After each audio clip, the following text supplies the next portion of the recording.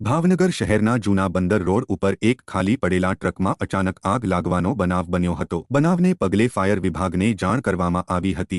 ભાવનગરના જૂના બંદર રોડ ઉપર ધરતી માર્બલના ખાંચામાં એક ખાલી ટ્રક પડ્યો હોય જેમાં આગ લાગવાની જાણ થતાં જ ફાયર વિભાગનો કાફલો ઘટના સ્થળે દોડી ગયો હતો। ફાયર વિભાગ દ્વારા પાણીનો છંટકાવ કરીને આગને બુઝાવી હતી। જો કે આગ લાગવાને કારણે ટ્રકને નુકસાન પહોંચ્યું હતું। આગ લાગવાનું કારણ જાણવા મળ્યું નથી।